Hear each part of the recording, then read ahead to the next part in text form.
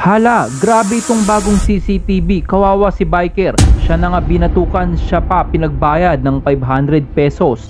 Sabi ika nga nila, ang mga kuha sa video pati ang mga bagong kuha sa CCTV ay hindi magsisinungaling, pwera na lang kung maimpluwensya kang tao. Kaya naman panoorin mo ang bagong anggulo na kuha ng CCTV at nakuhaan pa ang mas mahabang pangyayari at tila kinaladkad pa ang bike ng siklista. Tunay na pangyayari, yung umpisa. Eh, siya na pumasok yan. Bigla niya pinato. O, siyempre, sabay pa gano'n dyan, tututukan na niya ako ng baril sa sabay pato. May baril na yun. Yeah. Yung mga forma kasi may baril eh. Kaya niya nakaiwas sa bato. May hawak sa baril. Yan, dinidinay na kanina, wala doon siyang baril.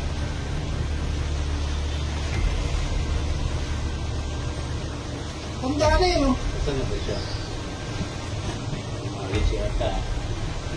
Grabe, no? Kasi nagsimula yun doon sa ano pa lang eh. Aminado naman ako sa na may mali ako kasi pagpasok niya doon dito, pag angat ito doon galing sa Bloomington, paliko yun sa school. Pumasok siya sa bike lane, sa green yun eh. Natural doon ako, bike lane yun eh.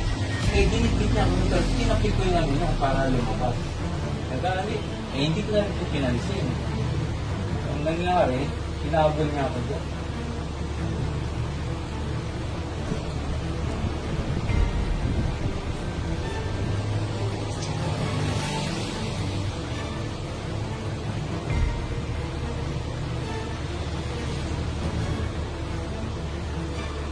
Pagdating naman sa kuha ng CCTV sa police station ay napansin ng mga netizen na may pagka-VIP ang treatment sa dating pulis. Hindi ko wala. Isa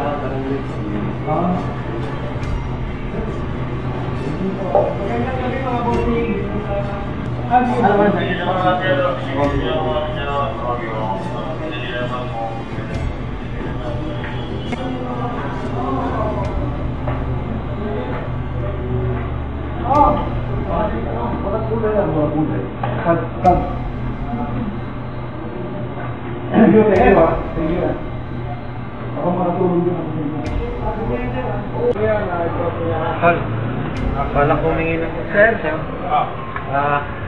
Humingi po ako ng effort sa nangyari. Ako makatulong din ako sa inyo. Sabi mo yan, sir. Oo, nandiyan yung number ko. Sir, namin, sir. Sir, oo, kasi sila ang di ba?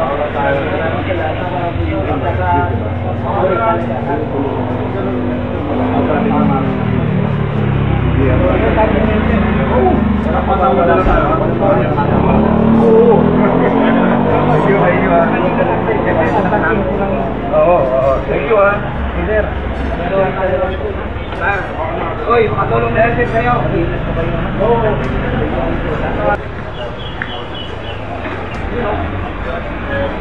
Diyan na kayo, ito namin kayo. Okay lang. Kailan kayo mga kuya na ito? Sir? Humingi po ako ng baka makatulong din ako sa inyo. Mamaya, sir. Oo, nandiyan yung number ko. Sir, message namin, sir. Oo, gusto nila.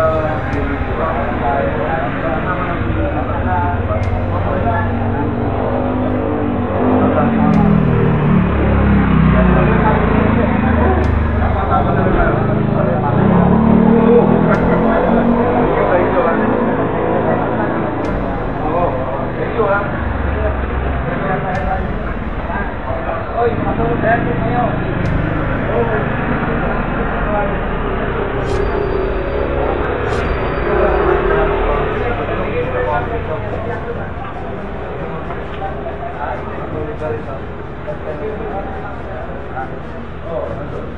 Picture mo na lang. Picture mo na lang pala. Oh, nandun. Kasi nakapala na ako dati na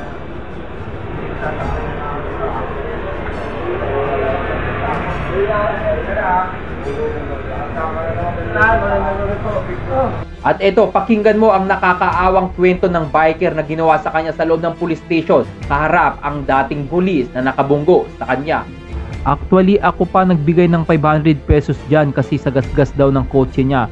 Lito na ako that time kasi naghalo na ang pagod ko at gutom kaya nag-usap na kami para matigil na kasi mag-isa lang ako na nasa police station para matigil na pag-uusap namin.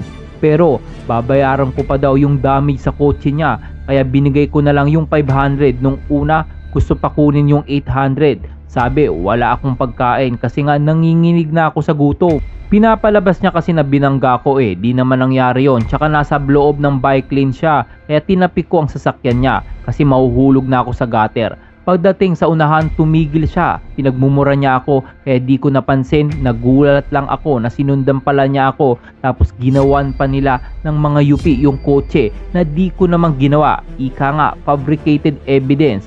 Ikaw ba kaya mong mayupi ang bubong ng kotse na nasa bike ka tapos nasa left side ka pa?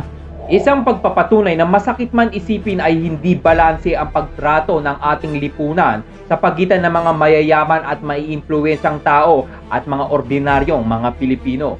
Kaya naman i-share mo na ang video na ito, ikaw bilang isang Pilipino, bukod sa pagkakatanggal sa trabaho ngayon ng dating pulis dahil sa nangyari, ano pa ang dapat gawin sa kanya kapag napatunayan siya ay nagkasala?